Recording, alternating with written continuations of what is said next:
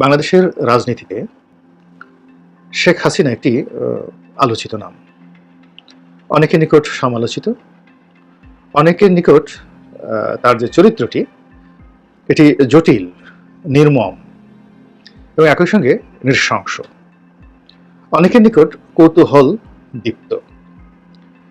তাকে কেন্দ্র করে তার দলের মধ্যে যে এরকম একটি ভক্ত এবং অনুসারী এবং অন্ধ ভক্ত তারা যেমন আছেন, তদ্রূপ তার যারা প্রতিপক্ষ তার সম্পর্কে খুবই নেতিবাচক ধারণা আছে।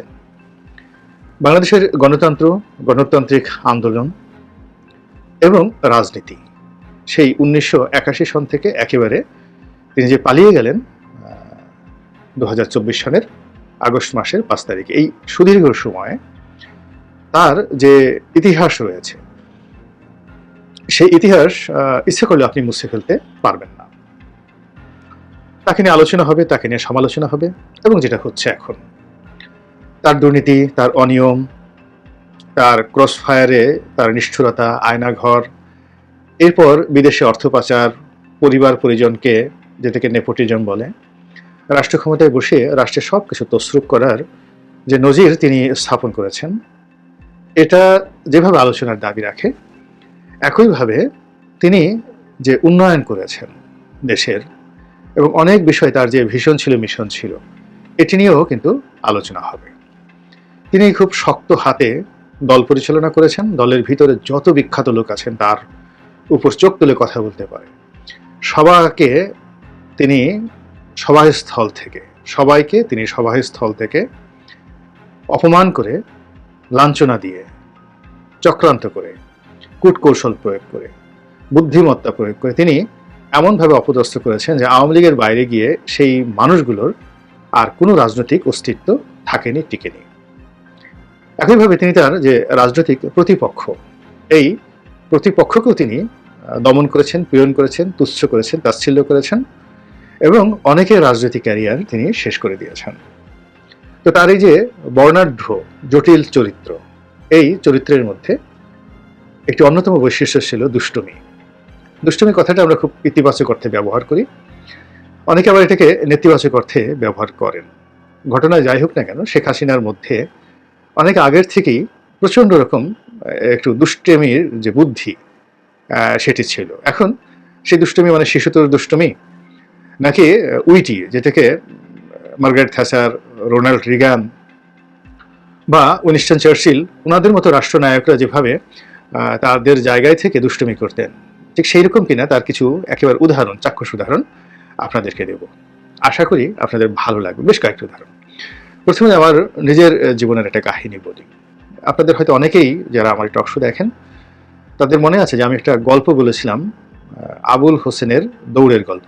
সাবেক যোগাযোগ মন্ত্রী আবুল হোসেন কিভাবে দৌড়ে ফার্স্ট হয়ে তিনি মন্ত্রিত্ব লাভ করেছেন, এরকম একটা গল্প ছিল। গল্পের মধ্যে কিছু তথ্যগত ত্রুটি ছিল। তো সেটা নিয়ে যখন আমি গল্পটা বললাম, সারা বাংলাদেশের তোলপাড় শুরু হয়ে গেল যে শেখ হাসিনা কাকে মন্ত্রিত্ব দিচ্ছেন, কিভাবে মন্ত্রিত্ব দিচ্ছেন। কেউ দৌড় দিয়ে ফার্স্ট হলো আর অমনি তাকে তিনি মন্ত্রী বানিয়ে ফেলেন, তাও যোগাযোগ মন্ত্রণালয়। এটা নিয়ে আলোচনা হচ্ছিল। আর আমার বিপক্ষে আলোচনা হচ্ছিল যে শেখ হাসিনা এই কাকে এনে তিনি এমপি বানালেন। এর তো মুখে কোনো তালা নেই, যখন যা মুখে আসে তাই বলে দিচ্ছে, একেবারে হাড়ির খবর বাইরে করে এনে দিচ্ছে। এটি কি উচিত?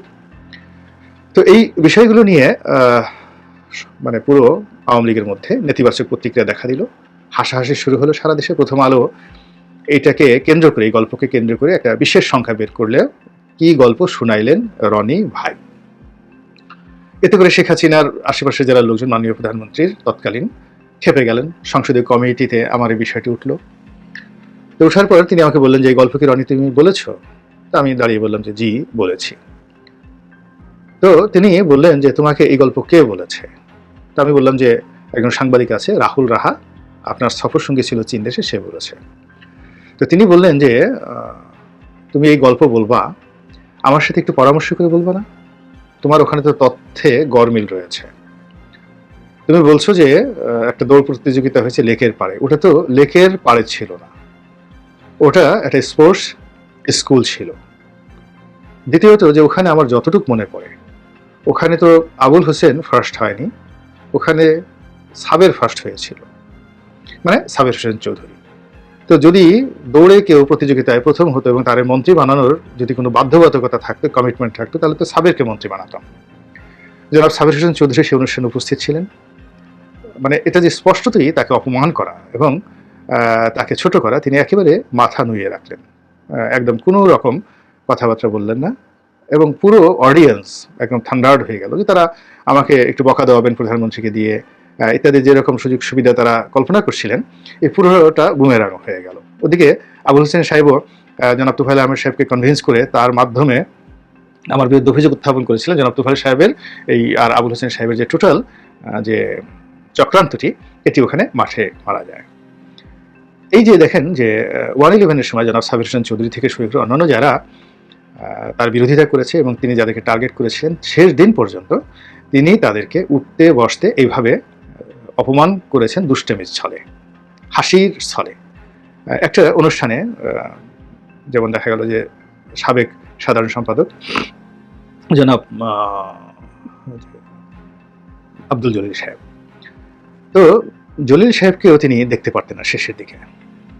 তো জলিল সাহেব একটা চাদর গায়ে দিয়ে আসছে, তো সেই চাদরটি তিনি মানে জলিল ভাইকে তাচ্ছিল্য করার জন্য, জলিল ভাই তো আরেকটা বিয়ে করেছিলেন যুবতী বধূ, তো তিনি যে চাদরটা পরে আসছিলেন, তো তিনি প্রথমেই বললেন যে জলিল ভাইয়ের চাদরটা আজকে অনেক সুন্দর হয়েছে, আসার সময় বোধহয় আপনি খেয়াল করেননি, এটি বোধহয় ভাবির চাদর আপনি গায়ে দিয়ে এসেছেন, মানে লেডিস চাদর আপনি পরে এসেছেন।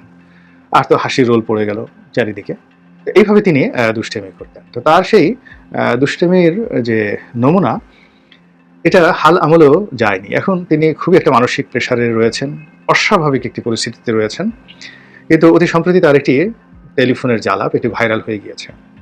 তা আপনি যদি সেই আলাপটি শুনেন তাহলে দেখবেন যে তার কণ্ঠ স্থির, তার বক্তব্য স্পষ্ট, এবং সবাই যেটা বলার চেষ্টা করছেন যে এই কাজটি তিনি নিজে করেছেন, অর্থাৎ ইচ্ছে করে তিনি টেলিফোনটি রেকর্ড করেছেন এবং ইচ্ছে করে তিনি এটি ভাইরাল করে দিয়েছেন, মূলত ডক্টর মোহাম্মদ ইউনূসকে একটা চাপে রাখার জন্য, যে তিনি যে কোনো সময় ঢুকে পড়তে পারেন। তো এই হলো শেখ হাসিনার দুষ্টুমি। আমি আরও কয়েকটি নমুনা বলছি। ওনার পররাষ্ট্রমন্ত্রী ছিলেন একসময় প্রয়াত আব্দুস সামাদ আজাদ, প্রবীণ নেতা। তিনি কোনো অবস্থাতেই আব্দুস সামাদ আজাদকে পছন্দ করতেন না, সুরঞ্জিত সেনগুপ্তকে পছন্দ করতেন না। তো সুরঞ্জিত সেনগুপ্ত খুব কৌশলে এই জিনিসগুলো ম্যানেজ করতেন, কিন্তু আব্দুস সামাদ আজাদ যেহেতু বয়োবৃদ্ধ মানুষ, তিনি অনেক সময় পেরে উঠতেন না। তো আব্দুস সামাদ আজাদের খুব ঘনিষ্ঠ ছিলেন আমার এক ভগ্নিপতি কাজী বাহারুল ইসলাম। কাজী বাহারুল ইসলাম ছিলেন সোনালী ব্যাংকের এমডি, রূপালী ব্যাংকের এমডি, অগ্রণী ব্যাংকের এমডি এবং সর্বশেষ সোনালী ব্যাংকের তিনি চেয়ারম্যান ছিলেন। তো আব্দুস সামাদ আজাদ সাহেবের সঙ্গে দুলাভাইয়ের একটা সম্পর্ক ছিল, পারিবারিক সম্পর্ক। তো সেই সুবাদে আব্দুস সামাদ আজাদ সাহেব দুলাভাইকে এই কথাটি বলেছিলেন। কি বলেছিলেন? সেটা হলো যে উনি এক শেষ বয়সে একটা বিয়ে করেছিলেন তার স্ত্রী মারা যাওয়ার পরে। তো এই ঘটনাকে উদযাপন করার জন্য প্রধানমন্ত্রী তার পক্ষ থেকে তাকে একটা সংবর্ধনা দিয়েছিলেন, সেটা সংসদ ভবনে। আপাত দৃষ্টিতে এটা মনে হচ্ছে যে প্রধানমন্ত্রী তার যে চাচা আব্দুস সামাদ আজাদ, তার যে বুড়ো বয়সী বিয়েটাকে তিনি খুব উপভোগ করছেন এবং খুব আনন্দ চিত্তে তিনি এটাকে সংবর্ধনা দিচ্ছেন জাতীয় সংসদ ভবনে। তো সেই অনুষ্ঠান হচ্ছে, আব্দুস সামাদ আজাদের কিছুই করেন নেই, তিনি সেখানে গিয়েছেন স্ত্রীকে নিয়ে। তো তিনি যখন ঢুকবেন তখনই একটা হিন্দি গান বাজিয়ে দেওয়া হয়েছিল, সাইয়া দিল মে আনারে। তো আপনারা সবাই জানেন সাইয়া দিল মে আনারে সেই গানটি যখন বাজছিল আর সেই বৃদ্ধ এবং বৃদ্ধা দম্পতি তারা এগোচ্ছিলেন, এটা আব্দুস সামাদ আজাদের ইগোতে ভীষণ রকম লেগেছিল, কিন্তু তার করার কিছু ছিল না। তিনি দুলাভাইকে বলতে বলতে, এই কথা বলতে বলতে তিনি কেঁদে দিয়েছিলেন এবং তিনি একটা সময় বললেন যে বাহার সাহেব, বিলাই চোখের মাইয়া ভালো হয় না।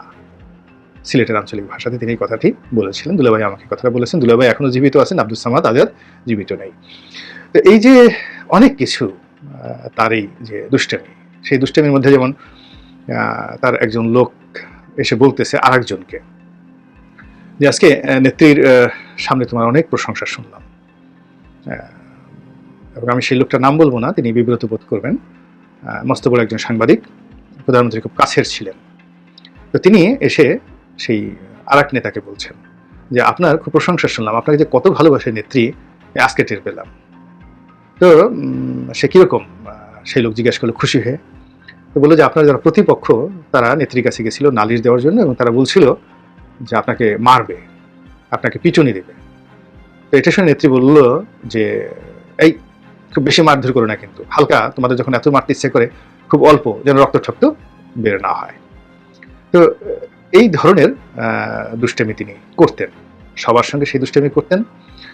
এবং অসংখ্য ধারণ তার জীবনের রয়েছে, তার স্বামীর সঙ্গে, তার অপছন্দের মানুষের সঙ্গে, তার পছন্দের মানুষের সঙ্গে। যেমন ধরুন একেবারে ডক্টর কামাল হোসেন যে 2018 সালে গণভবনে গেলেন, তো তিনি পেটুক খাওয়া দাওয়া পছন্দ করেন। তো তাকে অপদস্থ করার জন্য তিনি তার পছন্দের সেই র্যাডিসন থেকে কেক আনালেন, তিনি যে কেকটি খান। তো সেই কেকটি আনালেন এবং সেটি আবার প্রচার করে দিলেন যে ডক্টর কামালের পছন্দের কেক প্রস্তুত। তো এইরকম বিভিন্ন মানুষকে যার যার অবস্থান থেকে তিনি সেই কাজটি তিনি করেছেন। বিরোধী দলীয় নেত্রী সাবেক প্রধানমন্ত্রী বেগম খালেদা জিয়াকে নিয়ে তার দুষ্টুমি, তারপর আরও অনেক কিছু, এই জিনিসগুলো তিনি আসলে ছাড়তে পারেননি। এটি তার চরিত্রের একটি অংশ, এবং এটি যে এখন তার যে শুধু পরিণত বয়স নয়, তিনি জীবনের যে একেবারে শেষ প্রান্তে রয়েছেন, তিনি একাকী আছেন, এবং এই সময়টি তো তার এই যে জিনিসগুলো এগুলো কিন্তু কমেনি, বরং আগের চেয়ে বেড়েছে।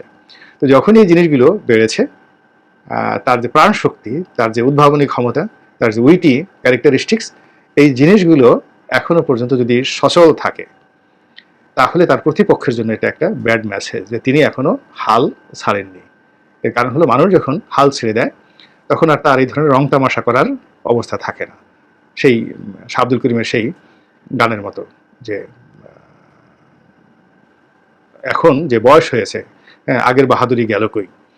তো সেই যে আগের বাহাদুরি গেল কই, এই জিনিসটি নিজে নিজে যখন উপলব্ধি করে তখন আর তার কোনো খাবার ভালো লাগে না, রং তামাশা ভালো লাগে না। কিন্তু যতক্ষণ পর্যন্ত আপনি রং তামাশা করতে পারেন, দুষ্টামি করতে পারেন, কূটনীতি করতে পারেন, কুটনামি করতে পারেন, ইট মিনস আপনি গেম থেকে সরে দাঁড়াননি, আপনি এখনও যে খেলার যে রিং, সেই রিংয়ের মধ্যে এখনও আছেন।